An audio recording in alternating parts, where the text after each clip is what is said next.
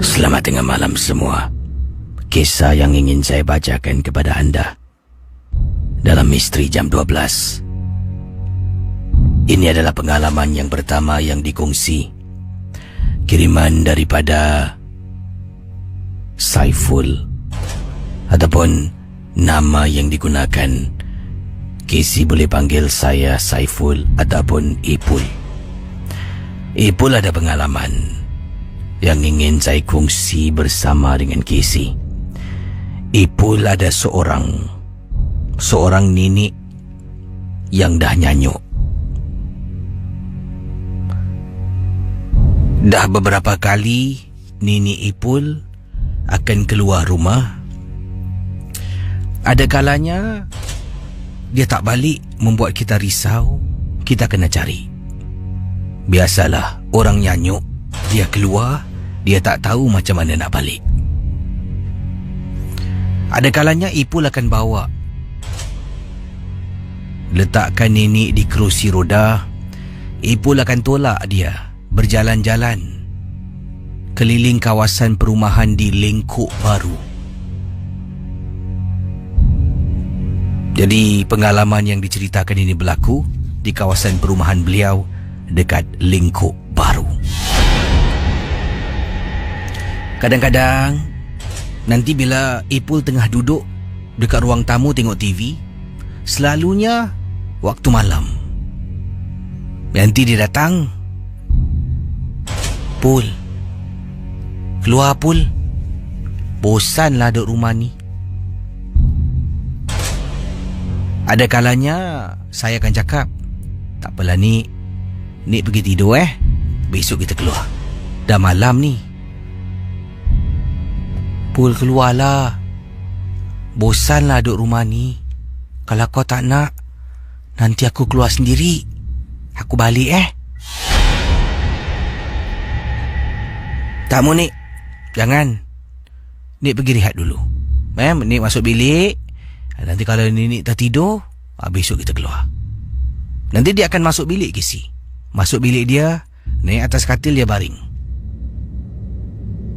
Nanti lat, bukan minit dia dah baring, dalam beberapa saat dia bangun.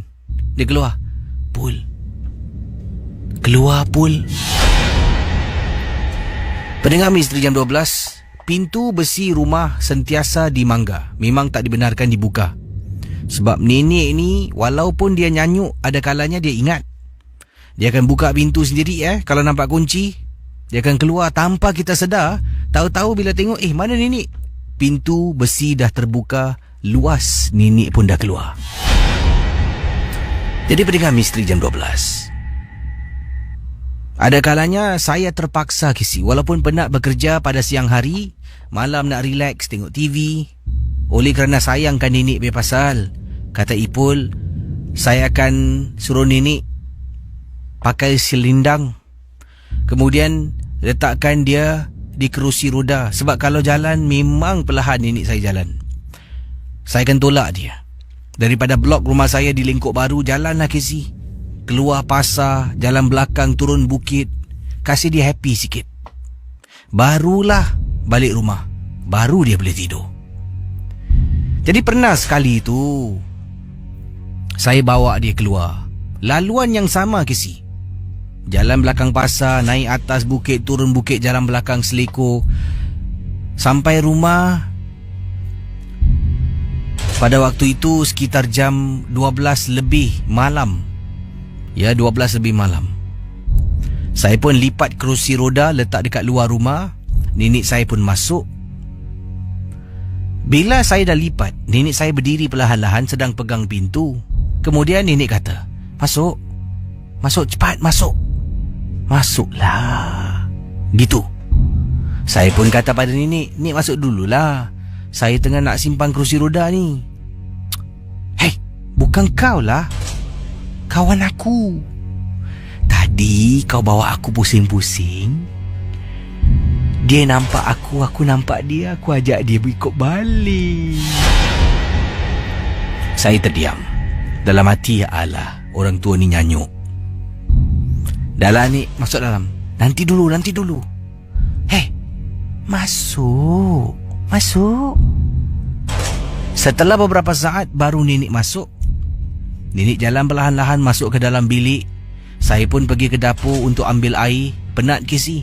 Tolak nenek saya pusing dah macam maraton. Duduk depan minum air. Bila saya duduk dekat ruang tamu, saya boleh nampak bilik nenek saya. Nenek tengah duduk atas katil sambil bercakap dengan seseorang. Dalam hati dah mula datang nenek saya. Keadaan nyanyuknya tu. Sebelum tidur, saya ni tidur dekat ruang tamu dekat luar. Ibu saya tidur dalam bilik dengan adik perempuan saya. Saya duduk dekat luar, jadi saya bangun. Saya nak rapatkan pintu bilik nenek. Bangun. Nek, tidur ni Cakap dengan siapa tu? Hey Pul, besok tak payah keluar Aku dah ada kawan. Kawan aku kat sebelah ni, kata nenek saya. Nek ni jangan main-main lah. Mana ada kawan? Tak apa Pul. Apabila saya nak capai tangan saya, nak tarik pintu, nak tarik pintu bilik, tengah nak capai ni, nenek kata, Pul, tak payah. Dia dekat situ, dia tutup pintu. Yang membuat saya terperanjat, kata Ipul. Belum sempat tangan saya sampai pada tempat pemegang pintu tu. Tiba-tiba pintu tu bergerak menuju ke arah tangan saya yang sedang nak capai. Saya sampaikan tersintak, Casey. Tersintak. Pul, aku cakap tak payah. Kawan aku tolong tutup pintu. Bila saya ke belakang, sebab pintu tu bergerak,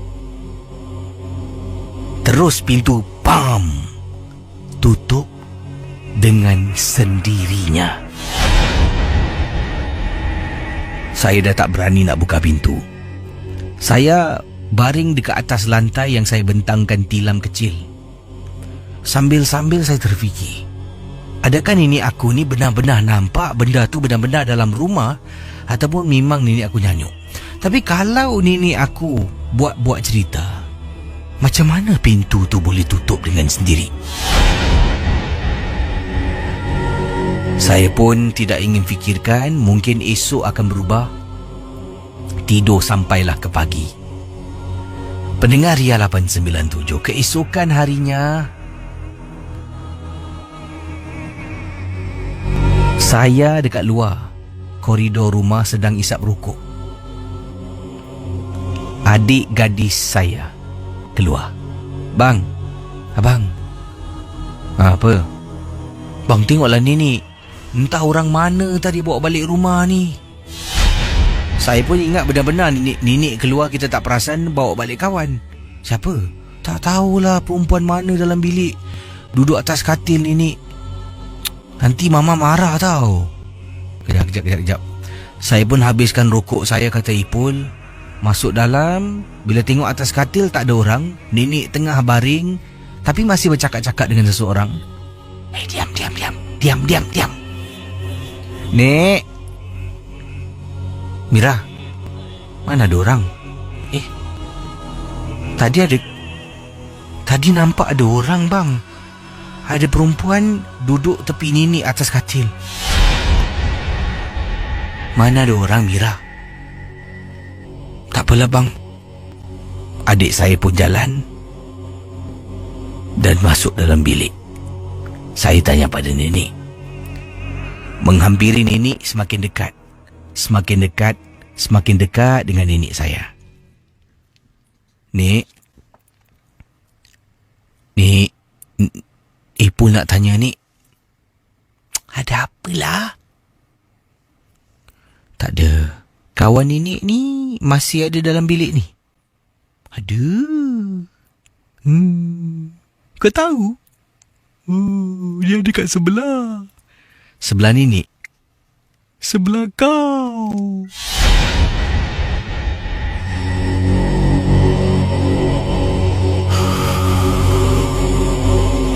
Hah?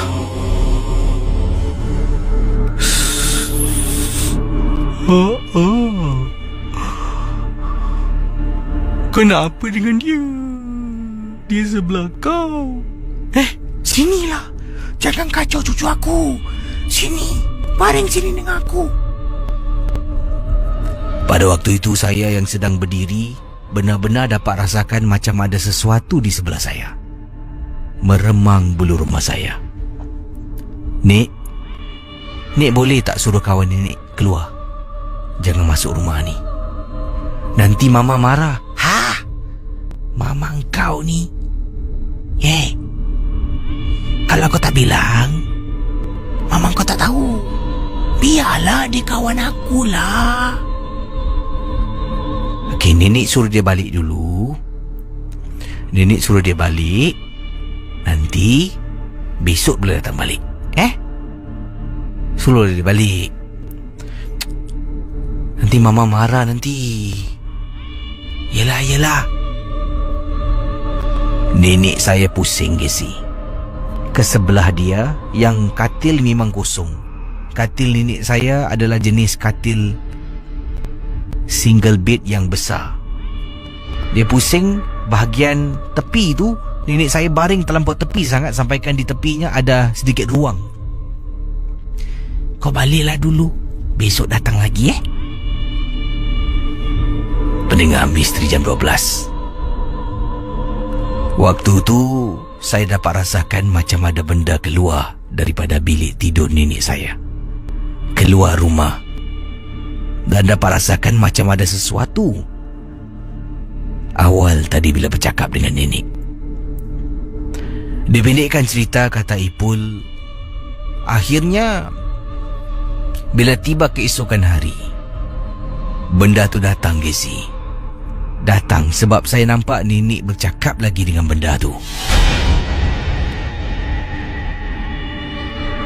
Saya dengan nenek, dengan adik saya terpaksa, Gesi, tidak beritahu mama kami sebab tak nak mama marah, tak nak mama runsing, risau. Dan saya pun cakap dengan adik saya, elak daripada pergi bilik nenek. Tapi benda ni, nenek saya nampak bercakap dengan dia. Dia tak mengganggu saya dengan adik pun. Tidak mengganggu seolah-olah nak takut-takutkan kami. Tidak. Dia hanya menemani nenek saya. Sejak benda ni ada dalam rumah, Casey, nenek saya dah tak ada nak jumpa saya, cakap nak keluar, bosan duduk rumah. Tidak. Dia lebih suka duduk dalam rumah. Tapi saya buat perjanjian dengan nenek.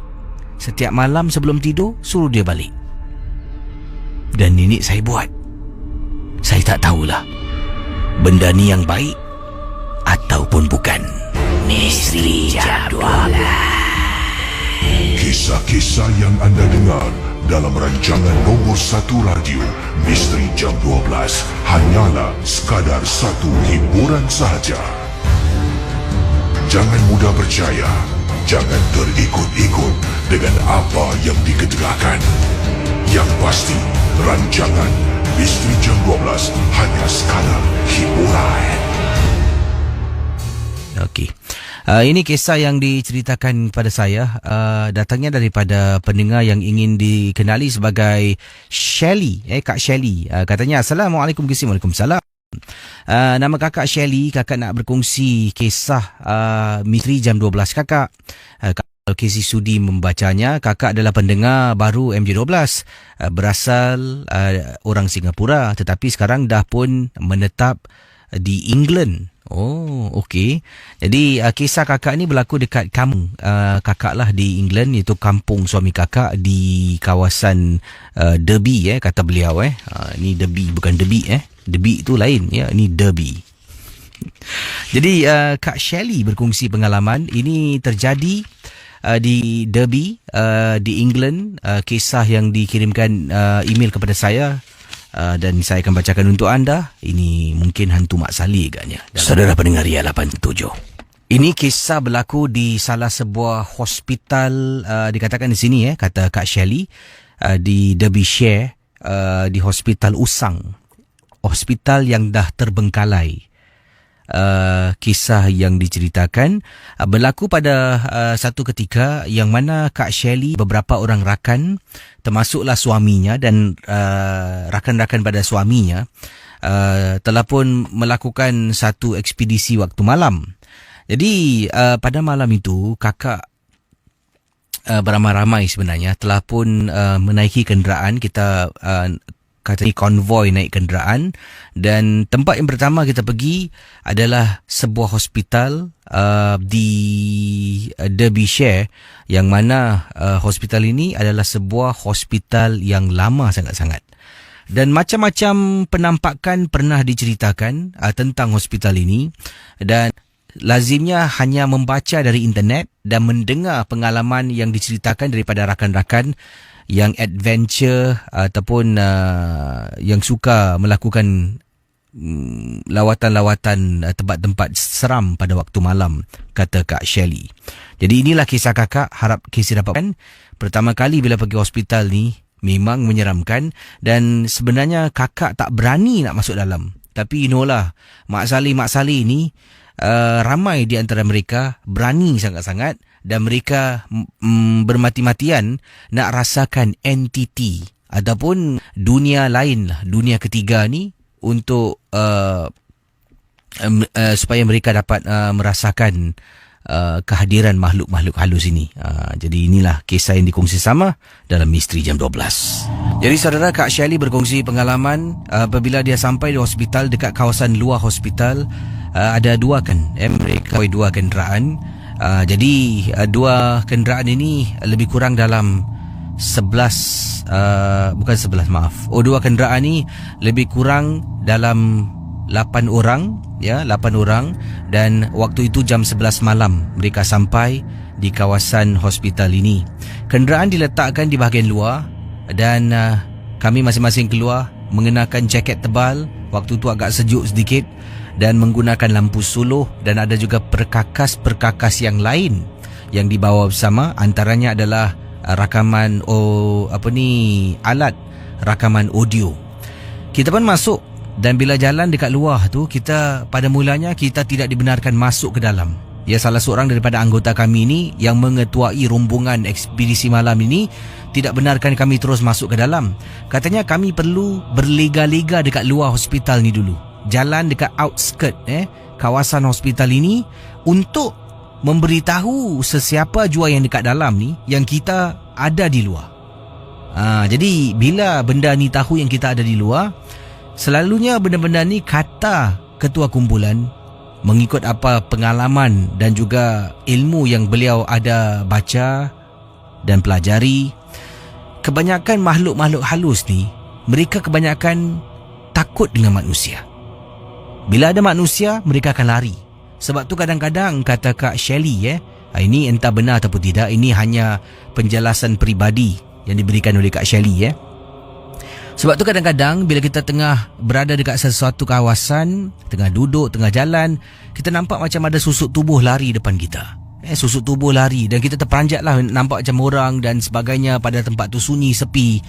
Jadi sebabnya makhluk-makhluk ini segan dan takut dengan kehadiran manusia. Jadi dengan berbuat demikian, bila kita jalan dekat outskirt, kawasan berliga-liga, kawasan luar hospital ni, kita memberitahu secara tidak langsung, hey, ada orang dekat luar, kau pergi sembunyi sekarang. Jadi itulah yang berlaku, kecuali kalau ada yang degil.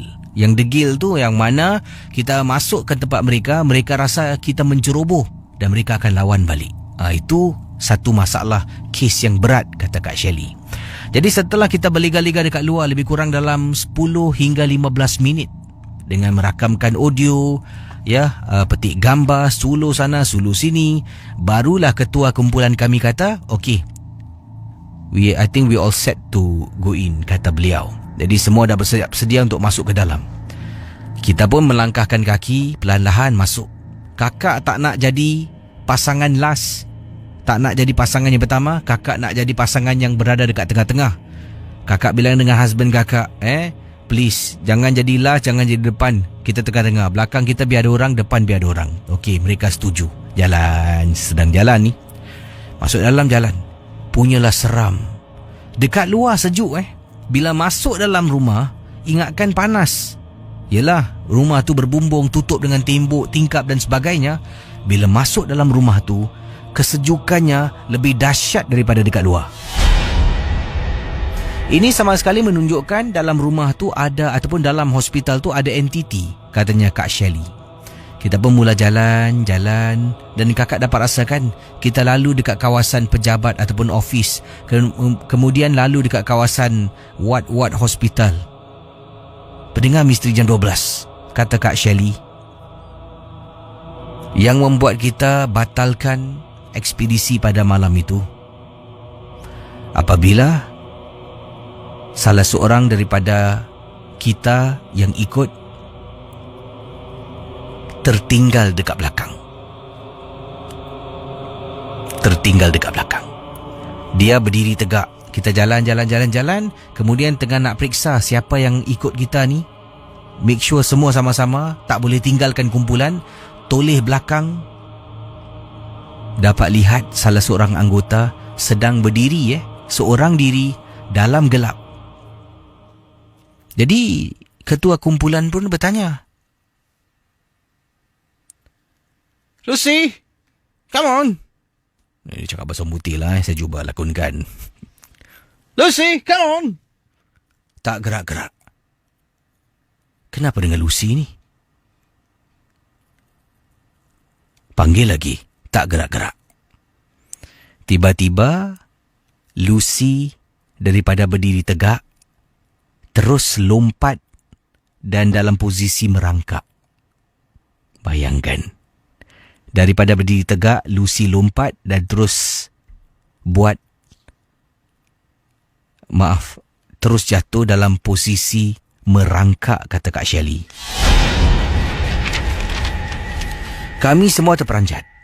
Kelihatan Lucy ni macam daripada filem-filem seram yang kakak tengok.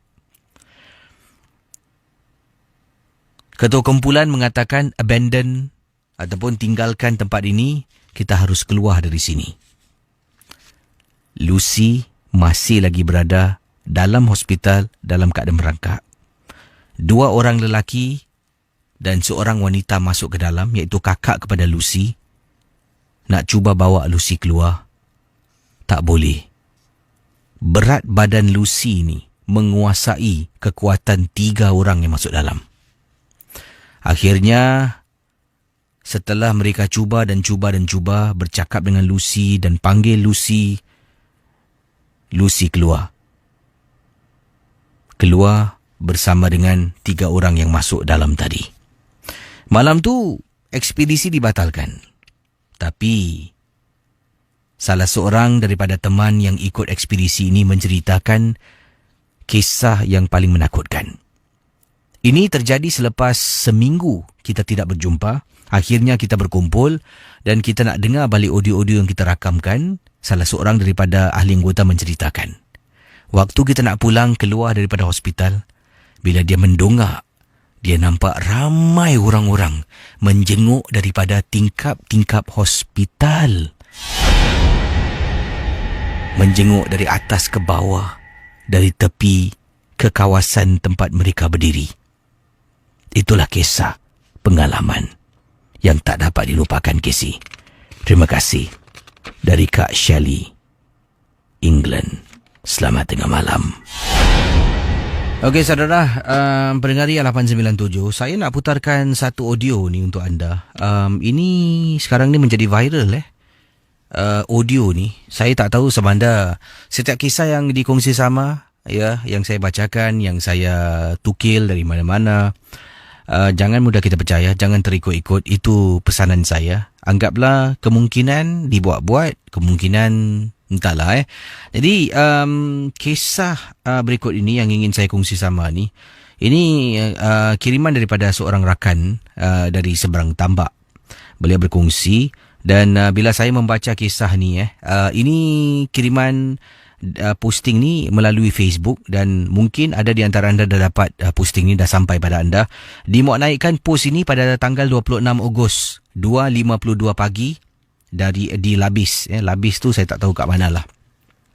Jadi beliau ni menceritakan dalam pengalaman di dalam posting. Selama ni ini saya baca dari apa yang dia post. Jadi dia menggunakan kata nama aku. Jadi begini kisahnya. Nanti akan saya beritahu anda audio yang dimaksudkan.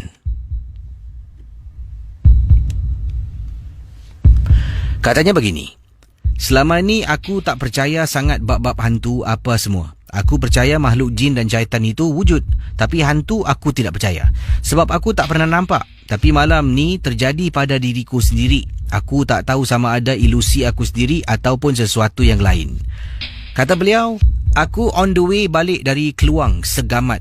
Seperti biasa aku takkan buka radio sebab aku suka layan Smule pada malam itu.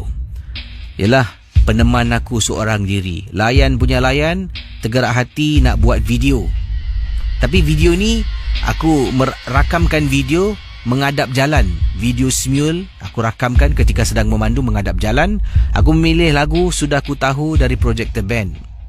Yelah, nak cuba tekanlah solo sebab nak nyanyi sorang-sorang. Sebelum aku nak nyanyi, macam biasa, aku cek dulu sound dia okey ke tak. Sebab ada banyak pilihan. So aku dah check sound, aku pun tekanlah restart song. Nak dijadikan cerita, aku lalu dekat kawasan tu, aku dah rasa lain macam. Aku buat tak tahu je lah. Ini beliau sedang Smule dalam kereta sambil memandu. Video rakaman selalunya orang rekod Smule muka sendiri. Ini video rakaman memaparkan ataupun merakamkan image video yang ada di hadapan kenderaan yang sedang dia memandu menggunakan jalan tersebut. Aku start nyanyi, aku rasa macam suara aku ada double. Macam pada malam tu, ketika sedang menyanyi, seperti aku ada backup singer. Padahal aku nyanyi solo. Dah check semua. Dah check. Ini versi 2 orang ke versi seorang ni? Okey, sebelum nak mula nyanyi, aku tergerak hati pula nak senyap sekejap. Bila aku berhenti daripada menyanyi, alangkah terkejutnya aku, ada suara orang nyanyi dalam tu. Seolah-olah macam nak join aku menyanyi sekali. Aku terpandang kelibat dekat cermin belakang aku. Macam ada something. Aku cabut earphone sepantas kilat. Selepas aku cabut earphone, aku campak phone aku ke bawah.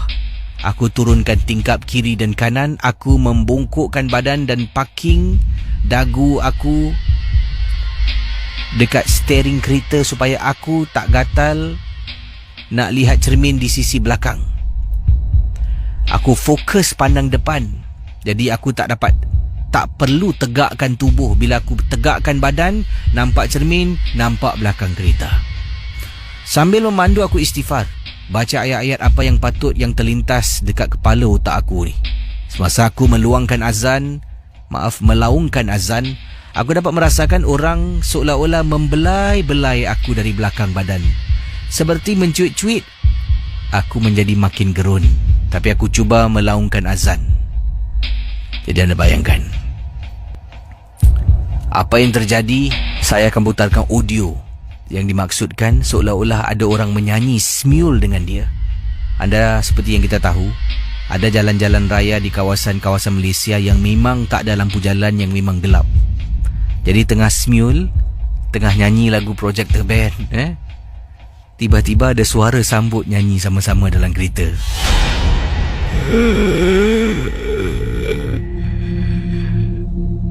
Kita akan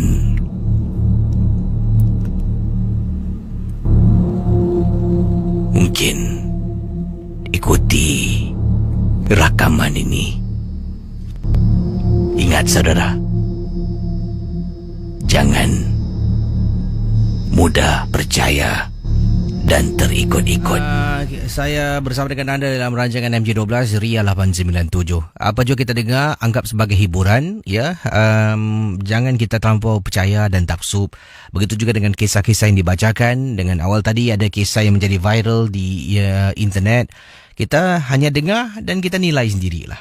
Saya pun tidak ingin anda percaya dan saya pun tak akan mungkin percaya dengan apa jua yang diketengahkan sebagai sekadar hiburan, tidak lebih dari itu. Nanti ada pula terlampau taksub.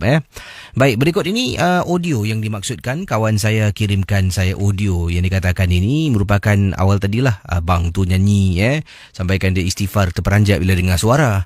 Tapi tak tahulah sejauh mana benda ni benar ataupun tidak. Kita anggap ini semua hanya satu rekaan saja. Ya, kemungkinan ataupun satu yang benar, tidak pastilah. Tapi hanya sekadar hiburan, saya akan ketengahkan audio klip yang dimaksudkan. Dia sedang memandu seorang diri pada waktu malam di jalan raya yang gelap. Bila dia menyanyi, dia dengar ada suara dalam dia sedang menyanyi itu. Kita dengar sedikit saja. Ini audio yang dikirimkan oleh teman saya melalui aplikasi WhatsApp, dan saya putarkan untuk anda dengar dan anda nilai sendiri. Pada saya ni mungkin kebetulan memang lagu tu ada suara orang menyanyi lah, disalah download ya. Sebabnya kalau tengok Smule ni macam-macam versi ada, kita boleh pilih. Jadi mungkin yang dia muat turunkan ni ataupun gunakan ini adalah versi yang ada suara orang. Itu pandangan saya. Kita dengar sekarang. Benar ataupun tidak? Assalamualaikum. Sorry lah kalau ke laut.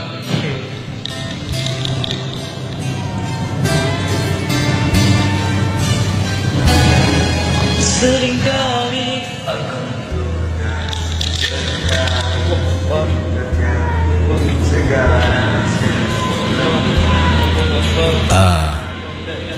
dengar tu.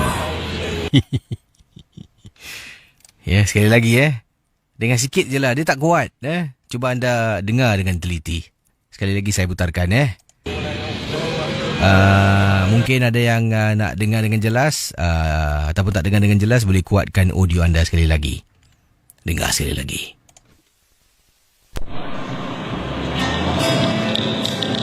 Assalamualaikum. Salam. Sorry lah kalau ke laut. Tak apa, no problem bro.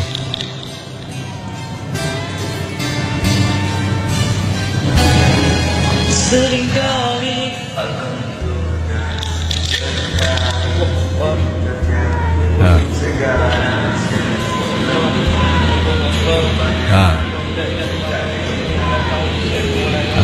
dengar. Mungkin suara tu memang datang daripada rakaman Smule tu sendiri. Mungkinlah tengah sorang-sorang memandu, macam-macam perasaan akan keluar. Baik saudara, selamat tengah malam pada semua. Tadi dapat dengar, ada kata Casey dengar suara lelaki dengan suara macam seorang wanita tua menyanyi. Saya tak dengar pun suara wanita tua. Saya dengar suara lelaki menyanyi. Tapi saya rasa itu mungkin rakaman asli lah. Rakaman yang asli, yang original, rakaman asal video Smule yang digunakan. Apa yang anda dengar? Mungkin boleh tinggalkan komen anda di Facebook DJ Casey ataupun Facebook Ria di bawah posting terkini lah. Yang ini sebelum saya jawab panggilan anda sebentar nanti, ini ada kisah yang ingin saya kongsi sama. Ni datang daripada mana tadi? Okey, ini dari Abang Jo. Abang Jo berkongsi kisah yang beliau alami. Ini berlaku di rumahnya. Katanya di sini,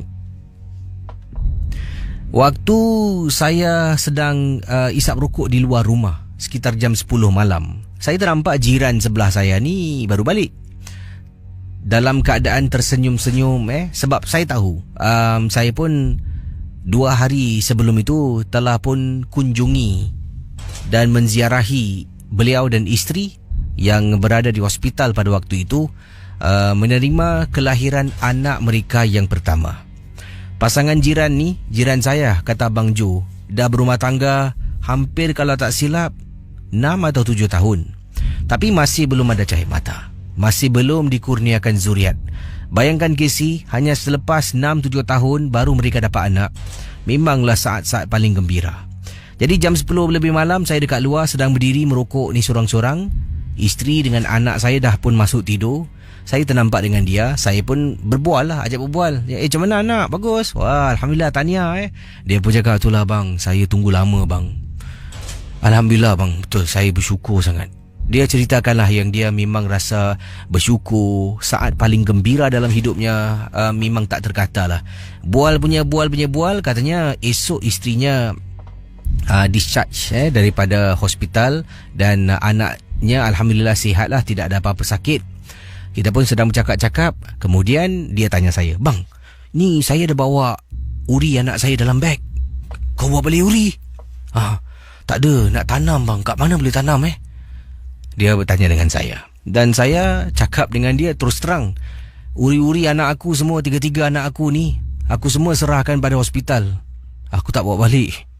Kau bawa balik Saya kata pada dia. Itulah bang, mak mentua saya lah suruh tanam. Abang tahu tak tempat mana-mana. Jadi saya pun fikirlah, ada seorang kawan pernah menanam uri di masjid. Jadi kena beritahulah pihak masjid. Tapi tak semua masjid ada masjid-masjid tertentu saja. Beritahu pihak masjid nak tanam uri. Nanti mereka akan beri cangkul, mereka akan beri tempat sesuai untuk tanam uri. Jadi sedang bercakap ni, cakap, kau simpan uri baik-baik. Itulah bang, nanti lepas ni saya nak masuk dalam peti ais terus. Habis saya tanya dia, kau dah cuci belum? Nak kena cuci ke bang? Entah aku rasa aku pernah dengar kena cuci agaknya. Cucilah uri. Dia tanya saya, cuci pakai apa bang? Yelah Casey, pertama kali ada anak. Saya pula ni, anak saya 3 tak pernah pun saya tanam uri sendiri. Nak tak nak pun saya telefon abang ipar saya. Nasib baik dia jawab. Dia pun beritahu arahan, uri nak cuci ni sebabnya nak hilangkan bau darah, supaya tidak ada binatang-binatang, anjing ke yang korek untuk keluarkan balik uri. Jadi dikata, yang pertama cuci dengan garam untuk hapuskan bau-bau darah tu. Kemudian cuci dengan limau. Limau hijau tu perah dan cuci lagi, berkali-kali bilas. Kalau ada asam lagi bagus. Asam tu letak, rendam dan cuci lagi, cuci dan berkali-kali sampai darah tu kalau boleh hilang lah. Nak hilang 100% memang susah. Setidak-tidaknya kata di sini 80% hilang dah bagus. Kemudian uri tu masuk dalam bekas kain. Katanya kenapa pakai bekas kain? Sebab kain ni akan reput. Jadi uri ni pun akan masuk ke tanah, dia akan sebati dengan tanah. Kalau plastik susah nak reput. Makan berpuluhan tahun untuk reput. Jadi ada baiknya uri masuk dalam kain. Kain tak kisahlah kain apa pun. Ambil kain, masukkan uri. Uri tu dalam kain, masuk dalam plastik supaya tak menitis jatuh. Jadi sampai dekat tempat yang nak ditanam, kata abang ipar saya, baru keluarkan uri dari kain tu, tanam dengan kain-kain sekali. Itu arahan yang diberikan. Saya pun kata dengan dia lah, kau kena buat ni. Tiba-tiba dia kata, bang, tolong saya boleh tak? Saya pun takut lah bang, tak tahu salah. Okeylah, saya masuk dalam rumah, buka peti ais, tengoklah ada apa-apa saya boleh pakai. Ada limau, ada asam, ambil je lah, buat pergi rumah sebelah. Jadi waktu tu dah cakap, berbual, bincang, debak-gedebuk, dah 11 lebih malam, dah dekat 12 tengah malam kisi. Uri tu letak dekat sinki cuci pinggan mangkuk dalam rumah jiran sebelah. Rumah jiran sebelah tak ada orang Saya, dia dan Uri. Buka paip air mengalir, keluarkan. Pertama kali saya nampak Uri depan mata Casey. Berlendih, berlumuran darah. Dan agak sejuk lah sebab uri ni baru dikeluarkan dari peti ais. Jadi cuba basuh, hilangkan ais, cuci darah tu, basuh lagi, cuci darah. Cuci je dah makan masa, katanya di sini. Makan masa untuk membersihkan uri tersebut. Jadi pendengar Ria 897, anda bayangkan tengah cuci ni memakan masa nak hilangkan darah. Belum lagi taruh garam, belum lagi taruh limau. Tengah cuci. Nak dekat pukul 12 ni. Saya dalam hati cakap, pukul 12 ni, uri tak boleh terdedah macam ni. Saya pun kata padanya, tak apa, biar abang cuci uri, kau pergi cari kain. Dia pun masuk dalam bilik, tengah cari kain. Tengah cuci, tiba-tiba dekat tingkap dapur Casey, dengar bunyi ketukan.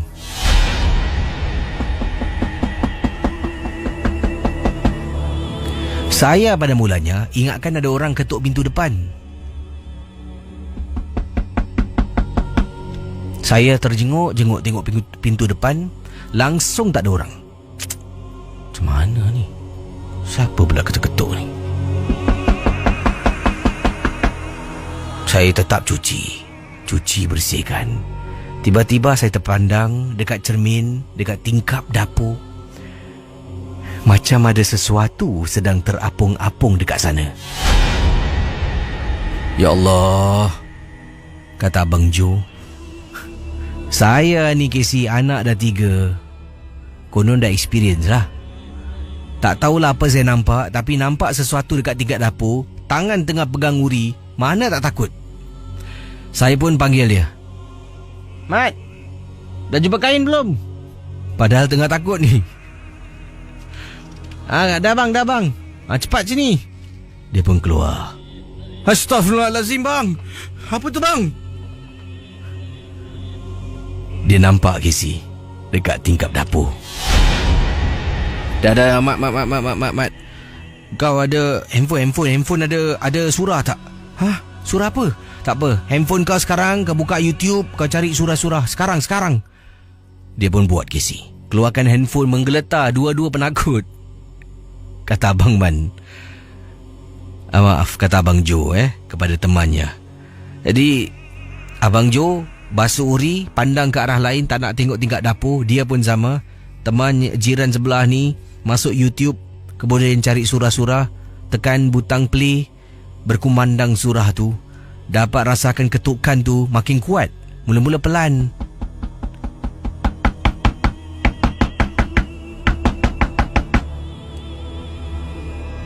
Surah berkumandang. Cepat. Cuci, bersihkan. Taruh garam, cuci lagi. Taruh garam, perah limau. Taruh tu, taruh ni. Kemudian okeylah, aku rasa dah okeylah. Masuk dalam kain ikat. Masuk dalam plastik. Masuk dalam bahagian tempat pembeku. Tutup peti ais. Bang, kata jiran sebelah, malam ni abang tidur sini je lah, boleh tak bang? Dalam hati saya Casey, kalau boleh saya nak balik tidur kat rumah Casey. Ya. Kau tunggu jap lah. Abang pergi bilang isteri abang. Yalah, nanti isteri bangun tengok suami tak ada apa pula. Jadi saya pun pergi sebelah. Jiran sebelah saya ikut Casey sampai masuk rumah, duduk dekat ruang tamu. Saya beritahu isteri yang saya nak temankan jiran dekat sebelah.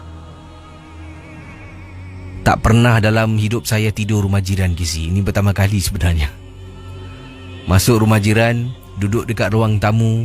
Saya kata, kau nak tidur, tidur lah, abang tidur kat sini. Tak apa abang, saya pun tidur kat ruang tamu lah. Sampailah alhamdulillah waktu pagi. Selepas subuh tu kita bangun. Saya dengan dia pergi cari masjid untuk tanam uri anak dia. Itulah kisah. Terima kasih dan selamat tengah malam. Baik saudara pendengar Ria 897, boleh hubungi saya sekarang di 669-11897. Cerita uri tadi memang ada mencuit hati jugalah. Ada seramnya, ada lucunya jugalah. Yalah. Kata Abang Jo, dia semua hidup jiran dengan jiran sebelah, tak pernah tidur rumah jiran. Uri punya pasal dia tidur.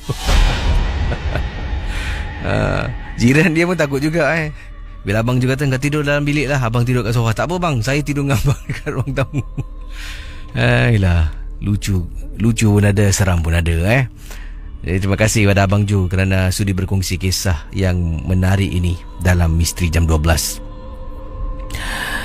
Baik, pendengar Ria 897, kalau sudah bersedia, saya harap yang hubungi saya ingin berkongsi kisah yang benar-benar ada cerita yang nak diketengahkan ya. Jangan pula anti telefon. Ada yang mungkin belum bersedia, kita beri laluan kepada yang lain. Silakan 669-11897. Hello, selamat pagi. Hello. Selamat pagi. Selamat pagi, siapa tu? Helmi, panggilan dari mana Helmi? JB. Dan ada kisah tentang apa Helmi? Silakan. Ini satu kisah misteri yang berlaku pada tahun 90-an lah. Okey. Saya pun tak pasti kebenarannya. Yang cerita ni lah rakan sekerja saya. Dia bercerita tentang arwah abang dia yang masih hidup pada tahun 90-an tu. Dia bercerita tentang arwah abang dia. Dia kata masa tu dia masih sekolah lagi. Tapi arwah abang dia ni dah kerja masa tu. Jadi arwah abang dia ni ada satu kelebihan. Bila dia pergi keluar rumah, arwah abang dia ni dia tak mempunyai kereta, dia cuma pakai motosikal aja. Jadi bila dia keluar rumah, kalau niat dia tu untuk membantu orang, bila hari hujan, dia reda hujan tak basah. Itu kelebihan dia. Tapi kalau dia keluar rumah tu untuk tujuan pribadi, untuk hal-hal pribadi dia, kalau dia reda hujan, dia pun basah macam orang lain juga. Tapi kalau dia keluar rumah tu untuk tujuan menolong orang lain, macam tolong kawan-kawan ke, tolong saudara mara ke, dia reda hujan tak basah. Itulah ceritanya Casey. Itu saja Casey. Jadi itu misteri Terima kasih pada anda yang mendengar Misteri Jam 12. Okey, 669-11897. Daripada ini kiriman komen daripada pendengar-pendengar, teman-teman yang sedang mendengar sekarang ini. Kiriman daripada siapa ni? Ida katanya, Casey, kisah Uri tadi memang lucu, tapi kalau difikir balik, Casey, dalam situasi mereka berdua memang seram. Yelah, tengah cuci uri malam-malam dekat rumah, dua lelaki tiba-tiba dekat tingkap, satu nampak sesuatu, satu lagi dengan ketuk-ketuk. Kalau saya, Casey, saya akan cakap dengan dia, tak apalah, kau buat sudah, aku nak balik. Yang ini, kisah Uri tadi very interesting. Kelakar pun ada, seram pun ada. Tapi memang seram, sampai kan saya takut nak pergi tandas. Anyway, best Casey, kisah malam ni. Terima kasih. Jadi kisah-kisah yang ada kata Casey. Okey, terima kasih pada anda yang sudi mendengar rancangan MJ12. Ada yang kongsi gambar yang menyeramkan. Ada kata ni Casey, gambar nampak tak tu? Tapi saya rasa gambar ni mungkin diadun. Sebabnya hantu dalam gambar ni macam saya pernah nampak dekat gambar lain. Dia macam sama gitulah. Macam benda nampak je. Okey saudara, kita akan berkongsi kisah. Silakan 669-11897 669-11897 bersama dengan saya Casey dalam rancangan Misteri Jam 12. Selamat tengah malam Casey, dan juga kepada para peminat MJ12. Nama saya Ahmad. Saya ingin berkongsi pengalaman. Saya ni seorang pemandu taksi berasal dari Malaysia. Pengalaman saya berlaku ketika saya nak pulang ke rumah. Rumah saya terletak dekat kawasan Segamat.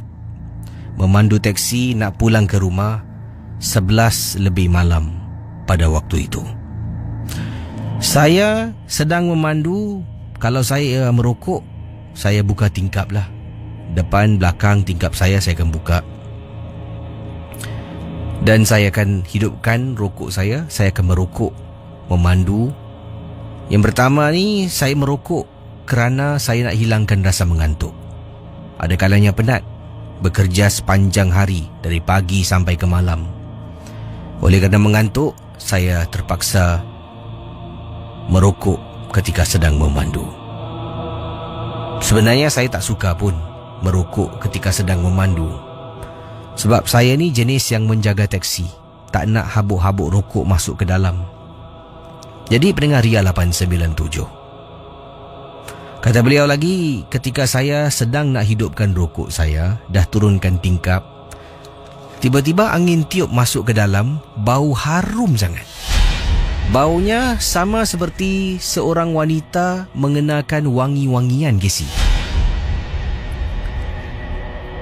Bila bau tu dapat kita bau tu sampai kepada kita secara automatik. Bila kita terhidu bau yang harum, yang wangi, yang menyeramkan, bulu roma akan meremang. Dia bukan bau macam minyak wangi tau, kata abang kita. Sebab bau minyak wangi kita bau, setakat tu saja. Tapi kalau bau itu adalah bau yang menyeramkan, dia akan datang bau dan kemudian diikuti dengan keadaan bulu Roma meremang.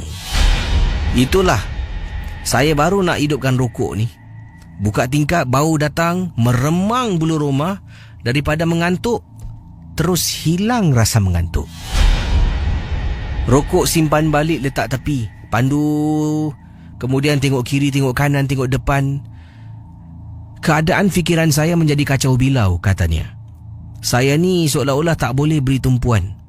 Sebab takut sangat-sangat bau harum tu makin ada. Terpandang pada cermin kereta untuk tengok belakang. Tapi memang tak ada orang.